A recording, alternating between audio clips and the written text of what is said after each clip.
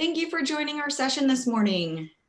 We are excited to introduce and to welcome Itxaso del Palacio and Maddy from Notion Capital. They're going to be talking about which D&I initiatives really work, the metrics you should be tracking. Ladies, thank you so much for joining us. Take it away.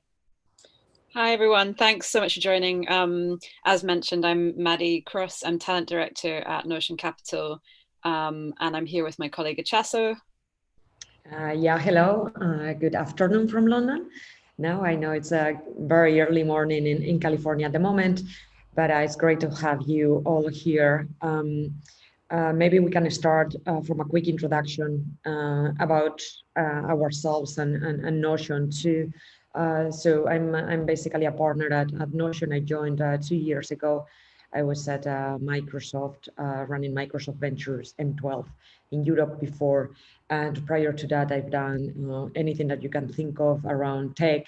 I'm an engineer, so I worked for Daimler, the car manufacturer, tried to build my own company too in the software space. And I also worked in academia because I do have a PhD in venture capital, in fact. And so I've been teaching at Imperial College and London and University College London here. And Maddy, do you want to introduce yourself? Yeah, I will. So I'm also an engineer. We're the team of women engineers over at Notion Capital. So I'm talent director. So my primary remit is really to help founders that we're invested in with anything to do with HR, leadership, and obviously the diversity and inclusion topic falls kind of squarely in my remit. But one thing I should say before we start the presentation is that we are absolutely not experts in this. It's something we've been looking at over the last few months. But if anyone who's watching this has stuff to add or wants to make suggestions, please do. We are fully open to learning more. So it's been an interesting one for us to pull together as well, because we've spent quite a lot of time looking at it to get this presentation to where it is now, but very open to more information from anyone who's watching. Absolutely, absolutely. And please join us asking questions, and any comments that you have, just write them on the chat and we will try to moderate. But just as a quick introduction, we've, as a VC, we've been paying more and more attention to this topic because I think everybody has heard before that diverse teams are more successful, right? And we've seen a lot of numbers in the market, and so we would like to discuss here which of the initiatives really work. But maybe, Maddy, if we can move to the next slide, to the next one, probably. I was going to mention that we've done a couple of analyses at Notion, and we basically found a really clear correlation between the diverse teams and success companies. And I think, Maddy, you can comment maybe on the unicorn research that you ran, a couple of the numbers, if you want. Yeah, sure, I will. So I'll move on to the next slide, actually, when I talk through that. Oh, sorry, I'm having some problems with my slides. This is the next slide. So as Itxaso mentioned, we've done some research into how diversity is related to outcome of early stage businesses.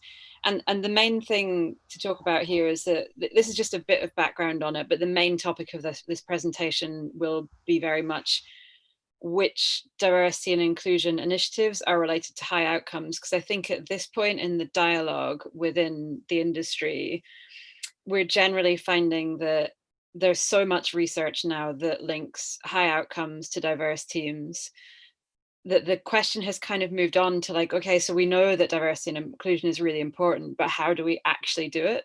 So we're just going to kick off with a couple of bits around the first point, which is how high outcomes are related to diversity, and then we'll get into the main body of the presentation, which is like, which things should you be doing to maximize your diversity and inclusion? So this slide is basically from some research I did last year that looked at 50 B2B SaaS unicorns and 50 B2B SaaS companies that had never been valued at more than $100 million. So still very successful companies, but not in sort of the coveted unicorn kind of group. And within those 100 companies, one of the things that I looked at was where leaders of those companies had been to university, or if they had been to university at all. And what you can see here is one of the graphs from that presentation, that research that I did. And what this shows is on the left here that 100% of the unicorns in the data set, so every single one of the 50, had at least someone in a leadership position who'd been to a top 50 undergraduate university. But more importantly than that, also just under 80%, so 78% of unicorns in the group had at least someone in the leadership team who had not been to university at all. Whereas in the control group, which is in gray here and here, those numbers were a lot lower. So what we're really seeing is that unicorns, i.e. companies that were very successful, had a much higher proportion of people in the team that had been to a great university, but also people that hadn't been to university at all. So you might say that that was a measure of kind of socioeconomic background in terms of people in the leadership team. And unicorns, the most successful companies, had the highest level of diversity on that measure. And I'll move on to this side now. Itxaso, I don't know if you want to take this one. Oh, you're on mute, I think. Yes, sorry. Basically, there is construction in the building, and I didn't want to annoy everyone, so I'm muting the microphone.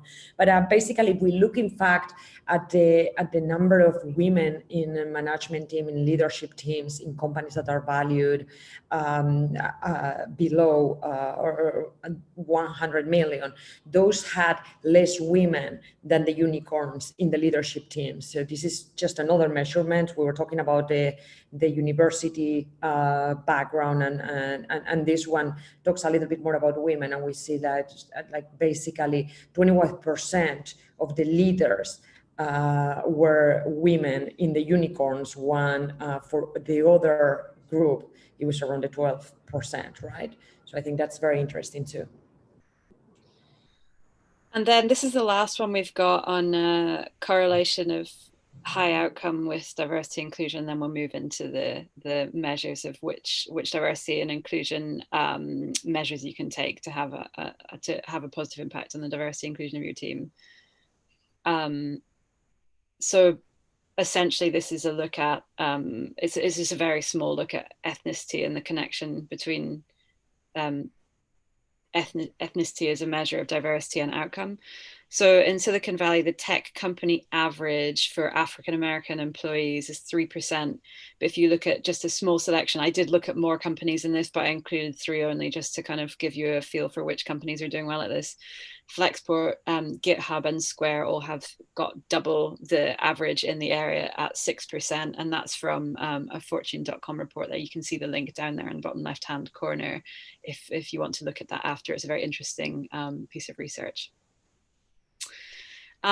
So we've done that part of the talk now. We know that D&I is super important, but like, how do we get started with making sure that in our own companies, we're doing a good enough job of it? And so this is the first piece of research that we've done. So one of the things I'm doing this year is spending quite a lot of time at looking at this research. And this is something I found recently. So I basically found the maternity leave policies of every B2B SaaS unicorn in the US that I could find online. And then I also found the percentage of leaders in the leadership teams of those unicorns that were female. And I did that based on name recognition for anyone that's wondering. And if anyone has any questions about how I did that, please do feel free to message me or ask a question at the end. But basically what you can see here is that if we look at the weeks of fully paid maternity leave along the bottom right-hand corner here, and the percentage of leaders that are female in those unicorns, what we can see here is quite a clear correlation that the more weeks of fully paid maternity leave that are on offer, the higher the correlation with percentage of leaders that are female. And when I say leaders, I should say that's VP and CXO and founder as well. So if you're a founder of a business or you're an HR leader in a business, what I would say is there is quite clearly a correlation between length of maternity and the percentage of leaders that are female. So whilst I'm not saying that if you have a long maternity leave, policy that you will immediately have more women in leadership. It may be the case that there's a connection with those two things, in the sense that you might encourage more females to apply to the company, or people may be more likely to stay with you and then rise through the ranks into leadership positions. And it's not just the number of women that are in leadership positions that are correlated with more weeks of maternity leave either. It's also how long they stay at the company. So this is the same set of unicorns here, and what you can see here on the vertical axis here, the average of tenure of female leaders. So leaders again is VP, C-suite, and founders. And this is number of years, correlated with the weeks of fully paid maternity leave. So you can see here again, there's a positive correlation with tenure of female leaders and the weeks of maternity leave on offer. And again, it's not to say that if you offer 25 weeks of maternity leave, then the tenure of your average female leadership will be just over 2 years. It's more to say that there is a correlation there. So if you're wondering how you can encourage females in your organization to stay with you, then looking at maternity leave as a policy does seem to be something that's related to higher levels of tenure there. But parental leave policy is only kind of one way that you can help out balance the gender divide. But what should you do when it comes to improving ethnic diversity and inclusivity of really all people who, for whatever reason, have not had the same chance as others to get ahead in their careers in tech? So the way that we're going to approach this part of the presentation is I'm just going to look at 3 unicorns in particular. So I've got 3 case studies coming up of these 3 unicorns that have really great D&I stats, and they've got a high proportion of people from underrepresented backgrounds in their whole teams and their leadership teams. And those companies are Slack, Intercom, and Nexus. So the first one, Slack. So Slack's management team is made up of 50% women, and in the US, 46% of their workforce is not Caucasian. So I'm just going to go through now like a handful of the things that they've done over time to kind of give you an idea of maybe how they've got to having such a great inclusive workforce. So the first one is tools. They've been working with Textio since 2015. Textio launched in 2014, so Slack were really quick to move on that. And what Textio does, for anyone that's not familiar with it, is essentially proofreads job adverts for you to pick up any language that's used that may appeal to male or female readers of that job ad in a way that's kind of gender imbalanced. So for example, if you have a job advert and it says, our culture is very aggressive, that may appeal more to a male audience. So Textio will pick that up and suggest some other words for you. So Slack have been working with them for 5 years. The other thing that they've done since the beginning, I believe, of when the company kind of kicked off hiring at scale, blind tests and screening, by which I mean that all personal identifiers are taken out of candidates' skills tests and CVs when people are applying for jobs at Slack. So any hiring manager cannot know the gender or the ethnicity or the background of anyone who's applying for a job. And then on top of that, when they do skills tests, they make sure that there is a very clear marking guide for that skills test, so that even if the person who's marking the skills test may be slightly biased because they may have figured out what the person's gender or ethnicity is, they still have to justify why they're giving scores on skills tests, so that kind of contains any bias that may have crept into the system. The third thing that they've done extensively is working with external community programs. So the Early Career Accelerator program that supports Black and Latin communities, and then Year Up, an internship program for underserved young adults. So 70% of the people that have interned with Slack through that program have gone on to be full-time employees.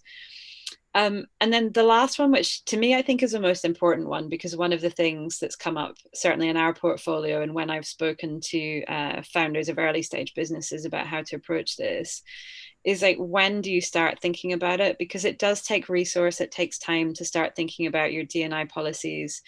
And And the one thing that Slack did that I think that's really important is they started doing this so early. So when they had only 75 employees, they appointed an external consultant. That's from their D&I report back in 2015. So they really hadn't got very far into their journey when they started thinking about this. And it's worth noting that the way that they tackled it was by bringing someone in externally. So you don't have to have a full-time employee looking at this. But you could maybe contract someone a few days a week to begin looking at it for you, so that it's not a huge drain on resources, but you can at least begin to think about how you approach D&I. Moving on to the next slide, so Intercom. So over their first 5 years after Series A, Intercom had a leadership team that was 25% female. And again, the Silicon Valley average is about 12%. So that was quite a good number for them. With a range of experience of 4 to 25 years there in the leadership team as well. And 3 bits of information that I've picked out from the number of different things they've done, because I think these 3 are particularly interesting. The first one is leading by example. So actually the founder CEO making a statement about how they think about D&I within Intercom. So when Donald Trump banned entry to the US for people from 6 majority Muslim countries in 2017, the CEO founder of Intercom wrote a blog piece that basically went into detail about how even if the US Constitution, the US government doesn't necessarily support people from these 6 companies moving to the US, they support their Muslim counterparts, and to support them even further, what they said was, if you are from one of these 6 countries and you are planning to move to the US and you can no longer do that, please email us. And the CEO founder gave an email address that linked directly to him. Please email us, and you can use our retained legal services to help you with an application to move to Dublin instead, because Intercom, obviously the founders of Intercom are from Ireland originally. And then they went on to say in that blog that if you are from one of those 6 countries and you want to move to Dublin, our lawyers will help get your work visa. We'll try and find you a job at Intercom if we can, and if we can't, we'll try and find you a job at a company that we know well. If you are successful in moving to Dublin, we will find you a buddy at Intercom to help you get set up in Dublin. So that was straight from the top, straight from the CEO founder, making a public statement about how he views diversity and inclusion. The other thing that they've done a really good job of is built-in product diversity, and I'll explain a bit about what I mean about that. So Jasmine Friedel, who is director of product design, says, she said in an interview, when I look at design, it's about having exactly what you said, different perspectives. So the design team in the London office of Intercom has 6 different people in it, and each of those 6 different people is of a different nationality.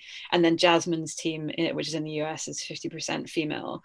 So they make sure that their design and product teams are made up of people from all different backgrounds, so that when they are designing and building products, those products will appeal to an array of different people, not just like one subsection of society. And then the last thing that they have done quite extensively is they have employed people with experience in organizations that specifically focus on D&I. So they've recruited people from the Chan Zuckerberg Initiative, from Girls in Tech, from Girls Who Code, and from Arbor Education, amongst others. So these are people that have built products and run events and designed policies for companies that specifically focus on inclusion. And now they work at Intercom, working on Intercom products and policies, but coming from organizations that have an amazing track record of doing that. And then the last company I'm going to talk about is Nexus. So 50% of new hires at manager level and above at Nexus are female. The leadership team includes people from MIT and also those with no further education at all. So going back to the first slide I talked about, where unicorns have got this high proportion of people that went to top universities and also people that didn't go to university at all. At Nexus have done a really good job of that. And I've picked out here 4 of the things that they do really well. The first one, setting goals. So within their company-wide goal framework, at Nexus have got specific D&I goals, such as working with external partners and measuring D&I within their organization. So every quarter, every 6 months, every year, they always are working towards something that will improve their D&I profile. And that thing is included in the goal framework, as all commercial product tech goals are included too. they also appointed really early. So they appointed a chief people officer only 2 years after founding the company. And that person had a D&I remit as part of their job. And they now have a VP of D&I who's dedicated just to looking at this. Community programs. So they hosted the first ever Girls Who Code event back in 2012. And all they did for that was just give up their office space, as far as I know, for an evening and a weekend so that Girls Who Code could use that space. So completely free of charge. So if you are an early stage founder and you're wondering how you can fit any of this into your budget, then using your office space at a time that is not being used for your staff is a great way to start.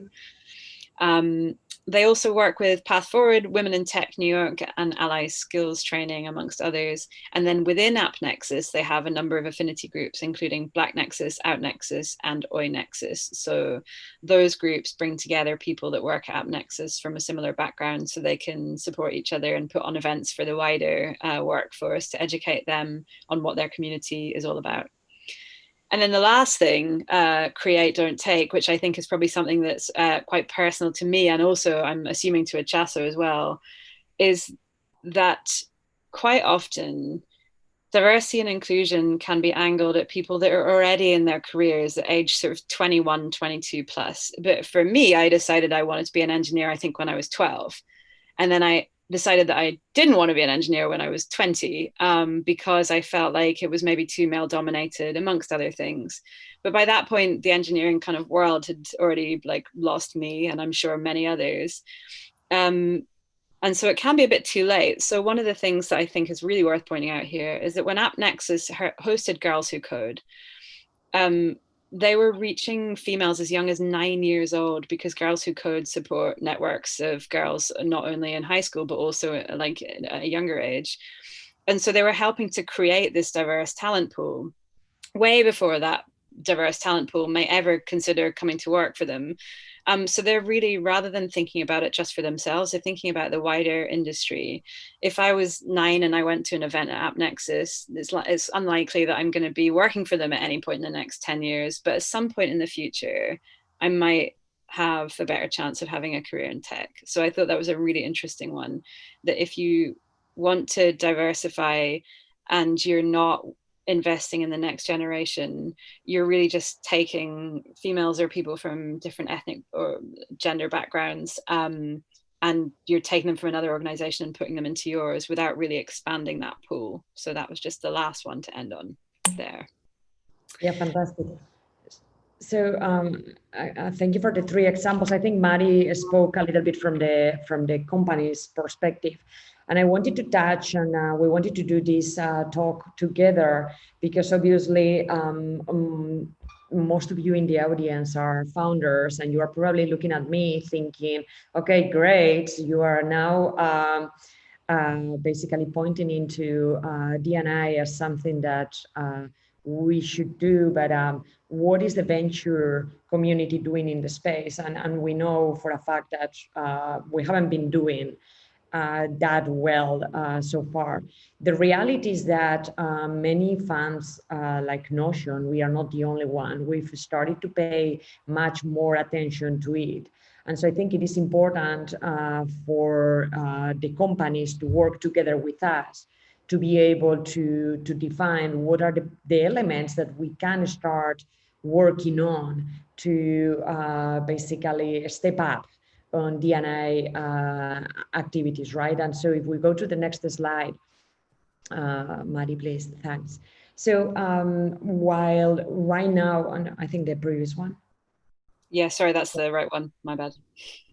So if we look at the moment in the due diligence process, in the evaluation process of the companies, we are not rigorously looking at the number of diverse ethnics or gender or studies or whatever in the teams.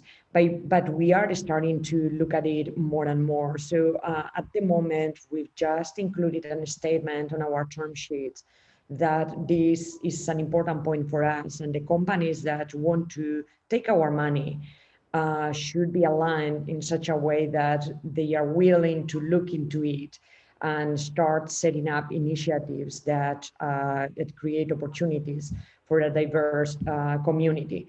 And we are including that from the start, from the term sheet, because I think it is very important for the companies to understand what is our mindset, what are we trying to do, and how are we thinking about it, and we should be aligned on that point. So I think that's the initial point that we are doing. We are trying, and we've already executed a couple of actions in this space. We are trying to expand the network of areas or groups through which we source deals and we work with on deals. So if you look at our website, for example, we started an organization called Included.vc, and that was over a year and a half ago. And basically, we are trying to educate younger, next generation of the venture capital community by giving opportunity to become VCs to people that otherwise maybe they wouldn't even think about becoming VCs, right? And we are talking minorities, more women, refugees, people who have been in jail, and so on. We took the first cohort last year with 40 people, and we built a consortium of 10 VCs around Europe. And so trying to help these people to become investors. And we truly believe that if we increase the diversity within the investor community, we will also contribute to increase the diversity on people who are raising money. So we are executing on that, and from Notion initiative, but we've been working on that with Point9, with Creandum, with K-Fund, with M12, and I was with them in the past.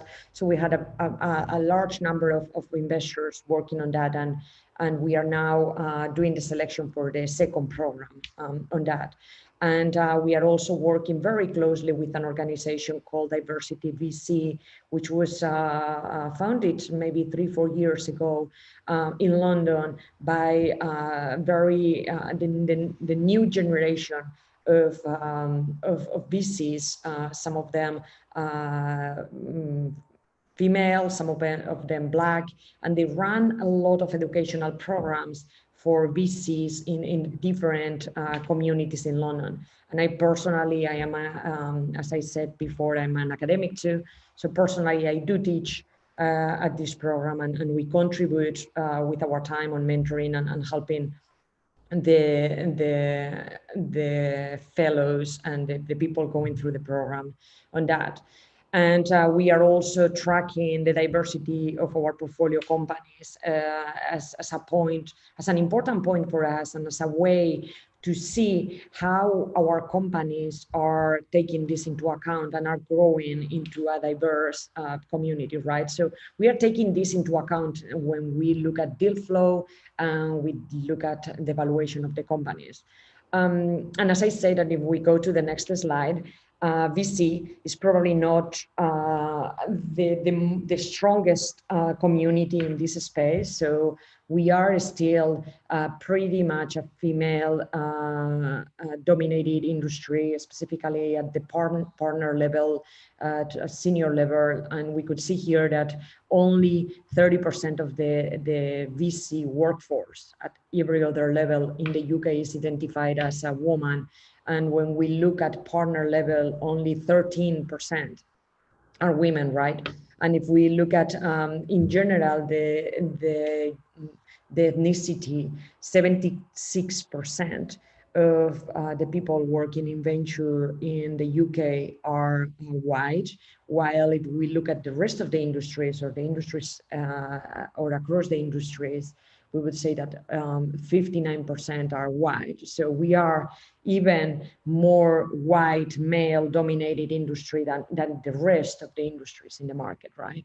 And so if we look at the degrees, we are also not very diverse. We can see that 20% of the partners and the leaders in the VC industry went to Oxford, Cambridge, Harvard, and Stanford, and those are just 4 universities, and so we are not taking into account any other university which is outside the UK and outside the US, which is pretty incredible and sad, right, at the same time.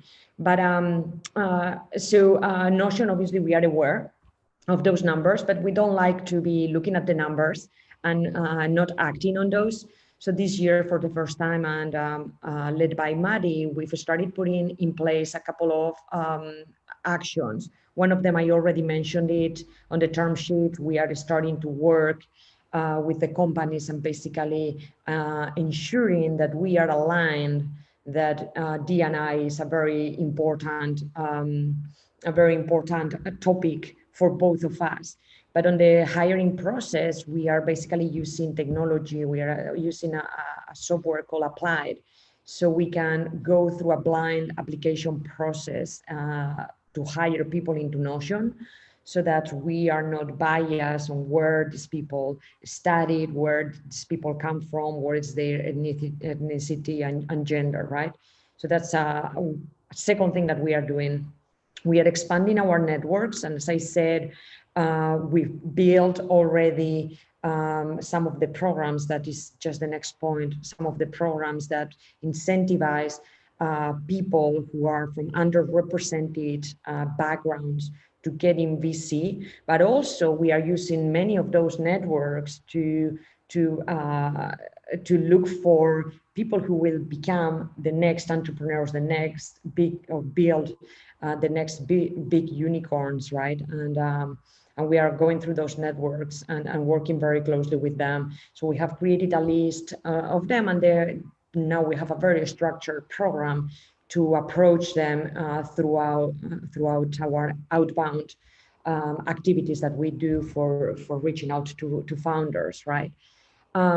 So we have hired an external consultancy firm, which is an expert on addressing the bias on business processes in general, not necessarily in VC, but in any other decision-making, management process, business process operations, and so on, who are working with us and basically attending many of our meetings, internal meetings, investment committee meetings, decision-making meetings, meetings with companies to address potential bias in questioning, in targeting those entrepreneurs. And so we are using an external party for that, so they can point to us to things that we can improve. And we think that can be a pretty much an eye-opener for us in terms of things that we might not be even realizing we are doing, right? Because many times you are biased and you don't even realize you are taking an approach that is not maybe unbiased completely, 100%. And finally, we are working with many community groups. I mean, the Geek Girls and Women in Tech and Founders for the School and so on, in which in fact makes me smile, because they are just an amazing bunch of communities, and trying to integrate ourselves in their events and helping and mentoring many of those founders who, in our opinion, with a little bit of support, could get much faster to raise money and to succeed, right? They have all the things that you need to be a great founder, and they just need a little push, I would say, right? And maybe, Maddy, you want to go a little bit through the summary? Yeah, I will. Sorry, my slides are flicking around a bit. But yeah, I'll just go through the summary. So the main things that we've covered, and please do feel free, of course, to ask questions. I can see there's a few questions in there already, which we'll get to in a moment. The first thing, there is a correlation between high levels of diversity and unicorn status. So if you are a founder who's kind of thinking that that's where you want to go and you're setting your business up to hit $1 billion valuation, then this is definitely something worth thinking about. It's never too early to start thinking about it. So just a small recap here. Slack brought in an external D&I consultant when they were just 75 people. And Nexus hired a chief people officer when they were 2 years into their journey. Your ability to raise funds right now is unlikely to be impacted by the diversity of your team, but things may not stay that way forever. As Itxaso talked about, we're starting to think about how we approach that. And lastly, ask your VC for help with it. As Itxaso put really well, we are not good at this in the VC industry. We really aren't, and we are trying really hard to hold ourselves up to better standards of D&I. And so if you're a founder that's kind of wondering how you tackle this, ask your VC for help. They've almost certainly been thinking about it or can point you in the right direction of someone that's been helping them. And so that's it from us. So thank you everyone for listening. And I'll just go to the questions now. I can see we've got a few questions in there. Maybe you can start from this one, Maddy, based on the analysis that you are working on. There's a question around the benchmarks. So is there any benchmarks that we are working towards? And if yes, what are those benchmarks and how can we find them? And maybe you can respond to that one. Benchmarks in terms of our portfolio, I'm assuming. So whoever's asked the question, if you don't mean the portfolio, if you mean the fund, please feel free to jump in now and say that that's what you mean. Yeah, so with the portfolio at the moment, we're actually in the process of figuring out what the benchmark should be. So we've just undergone an assessment that was run by Diversity VC here in Europe. And the assessment is called the Standard. And that looks at a number of different things that we do. So we're going through the standard at the moment, and part of the standard is looking at how we set benchmarks for the portfolio. The first stage of that is that we gather data on who's in the portfolio at the moment from an ethnic and gender background. So right now, that survey is live with all of our portfolio companies. I think I've had about 200 responses out of what we expect would be about 700 or 800 leaders. We're only focusing on heads of director level, VP and C-suite for the moment in the portfolio. But once we've pulled all that together, we're likely to publish it towards the end of the year. So if you follow Notion on LinkedIn or me or Itxaso, you'll be able to see when that's published, but it will hopefully come out this year. And it's something that I'm personally spending a lot of time on. Yeah, absolutely. So I can take the next question, which is about the opportunities available at Notion to work with, if we are working with communities and if we have any plans to expand the diversity program to the US. The first question about the opportunities available at Notion for communities to work with us. So I have to say that, yes, there are opportunities, definitely. And as I said, right now we have a blind process for the application. So we are welcoming those. Not only that, we are marketing actively to the different organizations and groups that we just mentioned, because we think it's very important, but we have a blind screening process. We had an example of one of the interns who started with us, Joshua, who is basically he moved to the UK from Africa when he was basically a child, and but he's African originally, and he joined us as an intern, and he's still with us. Now he has another year contract at least, and working very actively with Maddy on the research and with us with some of the deals too. So that is a good example of somebody from a different background. And related to diversity VC and expanding to the US, in fact, we've been talking about it already. We are right now in early conversations with a couple of partners, but we would love to have you as a partner if you are interested. So please drop us a line to any of us. So my email, in fact, is itxaso@notion.vc, very easy. But if you are interested on that, we are absolutely open to open it to the US and to look for partners there. Yeah, absolutely. Thanks, Itxaso. And then there's one at the top there. This is awesome, and I couldn't agree more. Our company is working to help companies automatically track their D&I. Do leverage us. Thank you, Chuka. We will. I'll take a look at that. And obviously for anyone else who's watching, also please take a look at that. And then one from Maggie here. Have you seen the same returns on women-led companies that you see with their counterparts? I think the answer to this is that it's too early to say, but Itxaso, maybe that's one you want to talk to. Yeah, well, not at Notion. I think there are diverse studies which have been done around this. I'm not sure if they are related to returns specifically, but definitely to capital efficiency indexes or financial management of the companies. And some of those indexes have shown that having women in management has shown very good capital efficiency. I can't really give you the numbers because I don't have them in the top of my mind. They were not specifically linked to returns, so I haven't seen those. But yeah, definitely there are a couple of them on financial management and capital efficiency that I would recommend you take a look at those ones, definitely.